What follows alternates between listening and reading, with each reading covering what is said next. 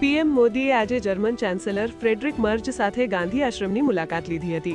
ગાંધી આશ્રમ ખાતે પ્રધાનમંત્રી નરેન્દ્ર મોદીએ જર્મન ચાન્સેલરનું સ્વાગત કર્યું હતું. અહીં બંને નેતાઓએ ગાંધીજીની પ્રતિમાને પુષ્પાંજલિ અર્પણ કરી હૃદયકુંજની મુલાકાત લીધી હતી, જ્યાં જર્મન ચાન્સેલરે ચરખો પણ નિહાળ્યો હતો. સાબરમતી આશ્રમમાં જર્મન ચાન્સેલરે મુલાકાતી તરીકે વિઝિટર બુકમાં સંદેશ પણ લખ્યો હતો. અહીંથી બંને નેતા પતંગ મહોત્સવમાં પહોંચ્યા હતા, જેની સાથે જ ઇન્ટરનેશનલ કાઇટ ફેસ્ટિવલનો પ્રારંભ થયો હતો.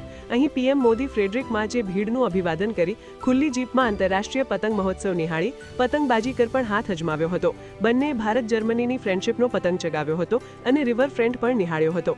મહત્વનું છે કે આ ઇન્ટરનેશનલ કાઇટ ફેસ્ટિવલમાં દેશ વિદેશથી 50 દેશના 135 પતંગબાજો ભાગ લેવાના છે, તો દેશના 13 રાજ્યો તથા ગુજરાતના 16 જિલ્લાના 871 પતંગ રસિયાઓ પણ અહીં આવી પહોંચ્યા હતા. હાલ બંને નેતા પતંગ મહોત્સવમાંથી ગાંધીનગર મહાત્મા મંદિર જવા રવાના થયા છે. ત્યાં બપોરે 12 વાગે પીએમ મોદી અને જર્મન ચાન્સેલરની બેઠક યોજાશે.